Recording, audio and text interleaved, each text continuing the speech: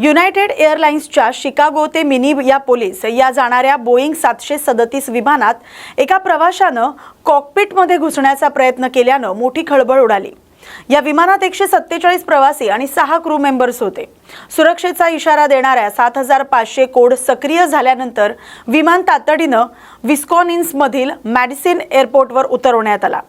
तिथे आधीच पोलीस उपस्थित होते आणि संबंधित प्रवाशाला अटक करण्यात आली। या घटनेनंतर काही काळ प्रवाशांमध्ये घबराटीचं वातावरण निर्माण झालं होतं। पोलिसांकडून पुढील तपास सुरू आहे। प्रवाशाचा हेतू अद्याप स्पष्ट झालेला नाही। इराण आणि अमेरिका यांच्यातील तणावामुळे हॉर्मुझ सामुद्रधुनी बंद झाल्याचा परिणाम जागतिक ऊर्जा पुरवठ्यावर झालेला आहे। अनेक देशांमध्ये इंधन टंचाई निर्माण झाली। या पार्श्वभूमीवर श्रीलंकेत पेट्रोल आणि डिझेलच्या दरात मोठी वाढ झाली। सरकारी सिलोन पेट्रोलियम महामंडळानुसार सध्या श्रीलंकेत पेट्रोल 434 रुपये प्रति लिटर तर डिझेल 407 रुपये प्रति लिटर दराने विकलं जाते। गेल्या 3 महिन्यात 5व्यांदा दरवाढ करण्यात आली। पेट्रोलमध्ये तब्बल 141 रुपयांची वाढ नोंदवली गेली आहे। वाढत्या महागाईमुळे सेंट्रल बँक ऑफ श्रीलंकेनेही व्याज दरात 1% वाढ केली आहे। सर्वसामान्य नागरिकांवर आर्थिक दबाव वाढलाय। भारत-पाकिस्तान संबंधातील तणावाच्या पार्श्वभूमीवर जलसंपदा व्यवस्थापन मजबूत करण्याच्या दिशेने केंद्र सरकारने मोठं पाऊल उचलले। सुमारे 2300 कोटी रुपयांच्या चिनाब बियास नदीजोड प्रकल्पाचं काम 1 ऑगस्ट पासून सुरू होणार आहे। या प्रकल्पांतर्गत हिमाचल प्रदेशातील लाहौल स्पिती परिसरातील चिनाब नदीचं अतिरिक्त पाणी हे बियास खोऱ्याकडे वळवण्यात येणार आहे। सुमारे 8.7 किलोमीटर लांबीचा जलवाहतूक बोगदा आणि 19 मीटर उंच बंधारा उभारण्याचं नियोजन आहे। 31 जुलै 2029 पर्यंत प्रकल्प पूर्ण करण्याचं उद्दिष्ट ठेवण्यात आलंय। भविष्यात जलविद्युत निर्मिती आणि सिंचन क्षमतेत वाढ होण्याची अपेक्षा व्यक्त केली जाते। जॉर्जिया राज्यात झालेल्या हेलिकॉप्टर अपघातात भारतीय वंशाच्या 25 वर्षीय पायलट नवरदेवाचा आणि दुसऱ्या पायलटचा मृत्यू झालाय, तर नवविवाहित नवरी गंभीर जखमी झाले। मूळचे केरळचे असलेल्या आणि अटलांटा इथं वास्तव्यास असलेल्या डेव फिझी याचा विवाह सोहळा शुक्रवारी मोठ्या थाटात पार पडला। त्यानंतर नवविवाहित जोडपं हेलिकॉप्टरनं हॉटेलकडे जात असताना हा अपघात झाला। मुसळधार पाऊस आणि दाट धुक्यामुळे दृश्यमानता कमी झाल्यानं हा अपघात झाल्याचा प्राथमिक अंदाज व्यक्त केला जातोय। या घटनेनं कुटुंबावर शोककळा पसरले। नवरीवर रुग्णालयात उपचार सुरू आहेत। इराण आणि अमेरिका यांच्यातील तणाव अधिक तीव्र झालाय। कुवेतवर इराणकडून हवाई हल्ला झाल्यानं परिस्थिती गंभीर बनली आहे। मिसाईल्स आणि ड्रोनच्या हल्ल्यानंतर देशभरात सायरन वाजवून नागरिकांना सतर्क करण्यात आले। कुवेतच्या लष्करानं एअर डिफेन्स सिस्टीम सक्रिय करून काही हल्ले हवेतच निष्प्रभ केल्याची माहिती मिळते। दरम्यान अमेरिकेनंही इराणवर प्रत्युत्तरात्मक हल्ले करत ड्रोन आणि रडार यंत्रणा नष्ट केल्याचा दावा केलाय।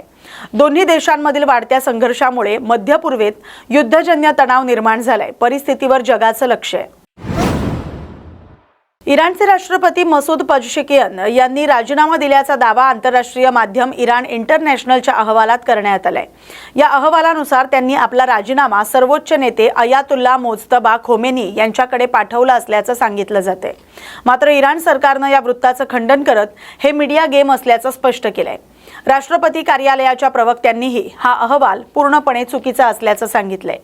दरम्यान अमेरिकेचे माजी अध्यक्ष डोनाल्ड ट्रम्प यांनी इराण अणुकराराबाबत कडक निर्बंधाचा समावेश असलेल्या प्रस्तावावर चर्चा सुरू असल्याचे संकेत दिलेत।